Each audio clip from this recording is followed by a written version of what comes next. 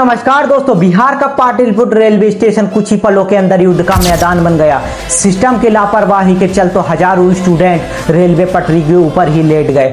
तो आओ आपको विस्तार से बताते हैं। तो सबसे पहले तो मेरा नाम अभिषेक बुंदेलखंडी है और मेरा लक्ष्य है हर सच्ची न्यूज तक, हर बात को आप तक एकदम सटीक तौर पर पहुंचाना।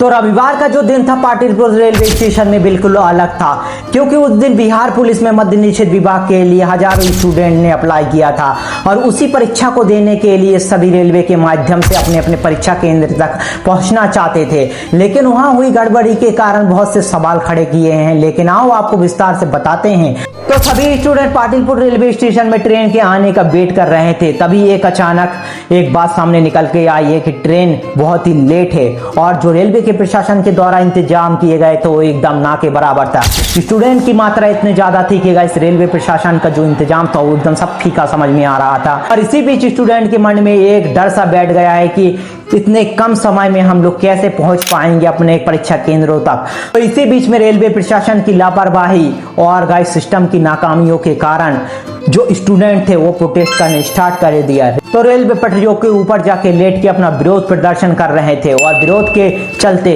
माहौल ऐसा खराब हुआ है कि और देखते देखते हालात इतना बेकाबू हो गए हैं कि गाइस वहां पुलिस प्रशासन को सख्ती का उपयोग करना पड़ा, आंसू के दागे। लेकिन इसके विरोध में जो स्टूडेंट थे उन्होंने भी पथराव किया। जो रेलवे प्रशासन की संपत्ति थी उन पर भी पथराव किए गए, जिससे भारी मात्रा में नुकसान हुआ और साथ में जो सैकड़े पुलिस वाले थे उनको भी चोट लाई है। आईजी समेत सैकड़ों पुलिसकर्मी उसमें घायल थे। लेकिन इसके पीछे जिम्मेदार कौन है? सिस्टम में बैठे हुए लोग क्या कर रहे हैं? रेलवे प्रशासन की क्या जिम्मेदारी थी? राजधानी एक्सप्रेस के साथ साथ दर्जनों रेल के आवागमन पर एकदम अंकुश सा लग गया। तो इसके बाद पुलिस ने पूरा इलाके को कंट्रोल में किया और कंट्रोल में करने के बाद एकदम आवागमन को एकदम पुनः संचालित किया।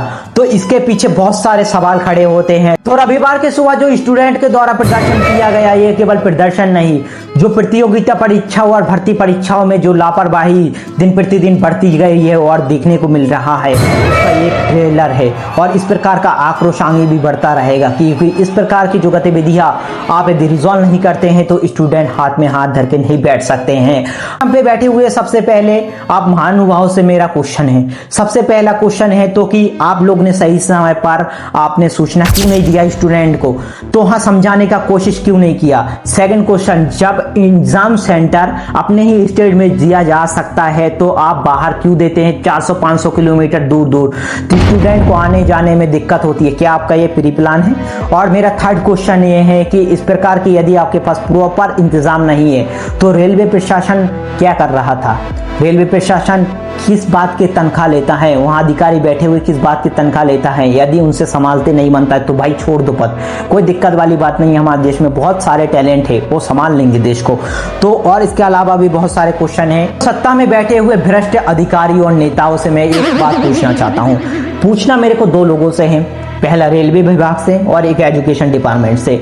रेलवे विभाग के अंदर क्या इतनी सी कॉमन सेंस नहीं है कि इतने सारे स्टूडेंट आने वाले हैं, एग्जाम देने जाने वाले हैं, तो रेलवे की प्रॉपर इंतजाम क्या है इसमें? क्या आप लोग स्टूडेंट को क्यों जानकारी नहीं दी?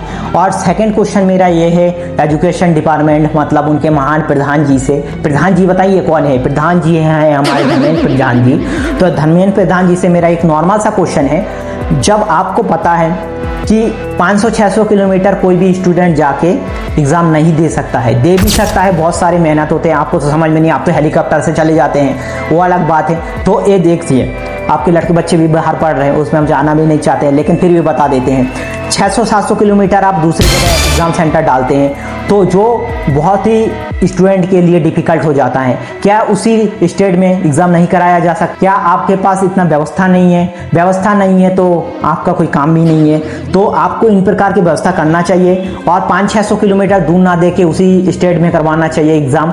और पेपर कैसे लीक हो इस पर ध्यान देना चाहिए, ना कि वहाँ सेंटर 50 किलोमीटर 5000 किलोमीटर जाके दूर करवा दो। तो इस प्रकार से जो बहुत सारे क्वेश्चन खड़े होते हैं, लेकिन इस क्वेश्चन का कोई सार नहीं निकलता है, क्योंकि हमारे देश में इतने भ्रष्ट अधिकारी और इतने मिनिस्टर बैठे हुए हैं जो हम लोग वहाँ बोलने से भी कुछ नहीं होता है। आप लोग स्टूडेंट ने भी जो किया बहुत अच्छा किया, लेकिन इस प्रकार का तोड़ फोड़ बस नहीं करना चाहिए था। बाकी मैं स्टूडेंट के फुल सपोर्ट में हर टाइम रहूँगा। और यदि गाइस आप लोग का भी कुछ सवाल होगा तो कमेंट बॉक्स में ज़रूर बताना, और तुम्हारा भाई का ये वीडियो कैसा लगा एक बार ज़रूर बताना कमेंट करके। तो अपने वीडियो को समाप्त करते हुए मैं बस इतना ही कहना चाहता हूँ कि जो हमारे देश में एजुकेशन से रिलेटेड जो इशू आ रहे हैं इसको रिजॉल्व करना बहुत ज़रूरी है, क्योंकि यूथ यदि चाहे तो सत्ता उखाड़ भी सकती है और बना भी सकती है। तो इसके लिए सोचना चाहिए जो आप सत्ताधारी बैठे हुए हैं। और एक बात और है कि आप लोगों का कोई सवाल है तो कमेंट बॉक्स में ज़रूर कीजिए, और आप लोग यदि कुछ क्वेश्चन पूछना चाहते हैं गवर्नमेंट से तो कमेंट बॉक्स में पूछ सकते हैं, तो आपके लिए खुला है। और ऐसा है, और तुम्हारे भाई किस पर अगला वीडियो चाहिए तो एक बार कमेंट करके जरूर बताना। तो मिलते हैं अगले वीडियो में, तब तक के लिए जय श्री राम, वंदे मातरम, जय हिंद, इनकलाब जिंदाबाद।